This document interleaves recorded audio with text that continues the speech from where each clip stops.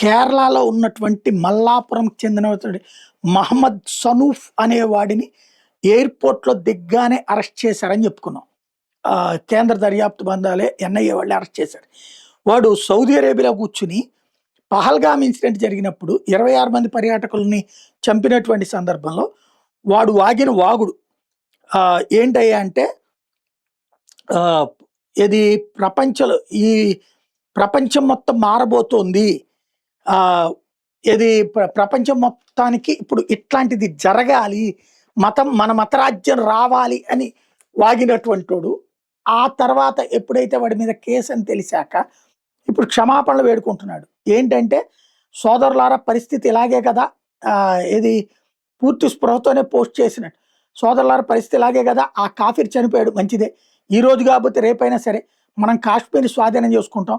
మేము కాశ్మీర్ భారత్ నుండి వేరు చేస్తాం. ఇతర దేశాలు భారతదేశంపై ఉమ్మేస్తాయి. అలాగే కాశ్మీర్ ప్రమాదంలో ఉందని ప్రపంచానికి తెలుస్తుంది. నా సోదరులు భారతదేశంలో ప్రవేశించి భారతీయ ముస్లింలను రక్షించి మిగిలిన ప్రజలను గుంపులుగా నాశనం చేస్తారు. ఆ పవిత్ర యుద్ధం కోసం మేము ఇన్నాళ్ళుగా ఎంతో కాలంగా ఎదురు చూస్తున్నాం.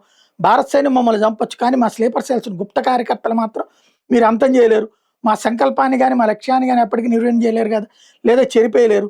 తక్బీర్ నినాదాలు చేస్తూ ఓ రోజు మేము నేరుగా మీ వద్దకే వచ్చి సమస్తాన్ని స్వాధీనం చేసుకుంటామంటూ పోస్ట్ చేసేటప్పుడు సౌదీ అరేబియా నుంచి. వీడిని ముక్కలుగా కొయ్యొద్దా? ఇలాంటి రాక్షస లంబడి కొడుకుల వల్లనే కదా అతి పెద్దదైనటువంటి సమస్య. వీడి మతం కోసం ఇక్కడ కాఫీరట, అజ్ఞానంట. వీడు పెద్ద జ్ఞాని.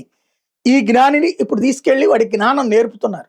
ఇలాంటి ఉన్మాదులని ఎట్టి పరిస్థితుల్లో వదిలిపెట్టకూడదు. వీడు ఇప్పుడు క్షమాపణ చెప్తాడట, వదిలేయాలట. అంటే ఈ దేశాన్ని నాశనం చేస్తాం, మిమ్మల్ని అందరినీ నాశనం చేస్తాం, ఇక్కడ సైన్యాన్ని నాశనం చేసేస్తాం, ఇక్కడ ఉన్నటువంటి స్లీపర్ సెల్స్ వచ్చి నాశనం చేస్తాం అనేవాడిని వదిలిపెట్టాలా?